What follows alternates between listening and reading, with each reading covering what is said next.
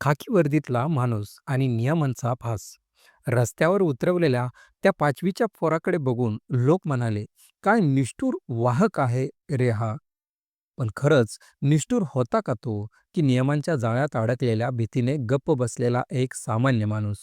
खाकी वर्दी दिसते आपल्याला, पण त्या वर्दीतलं पोट, घरची चूल आणि महिना अखेरचा रिकामा खिसा कोणालाच दिसत नाही. तुटपुंजा पगार आणि मोठी जबाबदारी.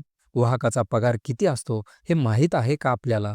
स्वतःच्या लेकरांचं दूध, शाळेची फी, घराचं भाडं हे सगळं भागवताना तो रोज कसरत करत असतो. आता सांगा, तो किती वेळा दुसऱ्यांच्या पोराचं तिकीट स्वतःच्या खिशामधून काढणार?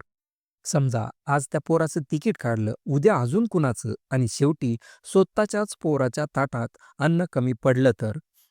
लाईनचे कर म्हणजे नोकरीवरती टांगती तलवार. लोक म्हणतात, "अरे, एका पोराला बसू दिलं असतं तर काय बिघडलं असतं?" पण त्यावेळी जर लाईन चेकिंग आले असते तर मेमो, चौकशी, पगार कपात आणि कधी-कधी थेट निलंबन. माणुसकी दाखवली म्हणून नोकरी गेली तर घर चालतं का? मुलाला बसवून घेणं म्हणजे स्वतःच्या नोकरीवर कुऱ्हाड मारून घेणं असतं. इकडे आड तिकडे विहीर. मुलांना उतरवलं तर सोशल मीडियावर तो विलन ठरतो. मुलांना नेलं तर खात्याच्या नजरेत तो गुन्हेगार ठरतो. सांगा तो काय करणार? समाजाचा दुटप्पीपणा. बसमध्ये बसून वाहकाला शिव्या घालणं सोपं असतं, पण त्या क्षणी एकाही प्रवाशाने "हे घ्यात पैसे, मी काढतो तिकीट" असं का म्हटलं नाही? खिशात पैसे असतानाही सगळे फक्त तमाशा बघत होते. दोष मात्र सगळ्यात खालच्या कर्मचाऱ्यांवर. तोही एक बापच आहे. संध्याकाळी घरी गेल्यावर तो वाहक जेव्हा आपल्या पोराला मिठीत घेतो, तेव्हा त्याच्या डोळ्यासमोर तो रस्त्यावर उतरवलेल्या मुलाला नक्की येत असेल. मनात तोही म्हणत असेल, "बाळा, मला माफ कर, पण माझी नोकरी गेली असती तर तुला कोण पोसणार?" यातून तात्पर्य आहे, की तो वाहक निष्ठुर नाही. तो फक्त भयभीत आहे.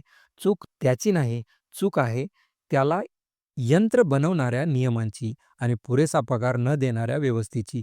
पुढच्या वेळी कोणाला दोष देण्याआधी त्या खाकी वर्दीमागचं गरिबीचं वास्तव्य एकदा नक्की बघा. त्यावर उपाय काय आहेत? तर अशा वेळी प्रवाशांनी पुढाकार घेऊन मदत करावी. प्रशासनाने लहान मुलांसाठी सवलती द्याव्यात आणि समाजाने थोडी माणुसकी जपावी. कारण नियम माणसासाठी असतात, माणूस नियमांसाठी नाही. तुम्हाला याबद्दल काय वाटते? तुमच्या प्रतिक्रिया आमच्यापर्यंत नक्की कळवा व असेच नवनवीन व्हिडिओ पाहण्यासाठी NPC मराठी या यूट्यूब चॅनलला सबस्क्राईब करा.